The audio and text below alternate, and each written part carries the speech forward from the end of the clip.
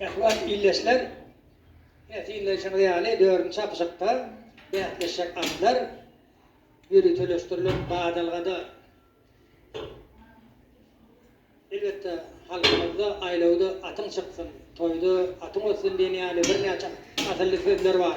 Neşeyli sözler benim biz bunlara atıllı ardı ödeyen.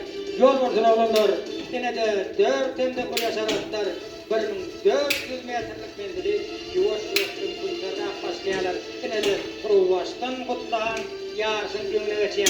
Onun iyiliğinden olsa kumda var yar. Nebeyle kaptara birbirinden uzakta değil. Elbette dinleşme değil. Hazır atlar bir toplumrak yardaydı. Kutlahan çapılıyordur. İçinden olsa kumda var yar. Üçüncü oğlum kocaman var ya.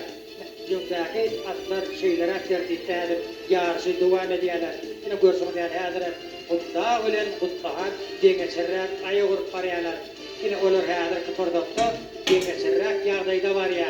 Elbette insan at emay var. Son şey orunların yine de büyük gaymeyi mümkün. Değerli şeyler fırsatları göz açık kıymet alımda emele geliyor. Yine de atlar tonkağırından öğürülüp doğru yolu düştüler.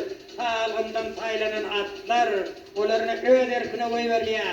Çapkuarlar olsa öz atlarını birneme kıttab kurudular. Duygur bedevler olsa çapkuarların diyeni bilen olar ömü okturlup baryalar.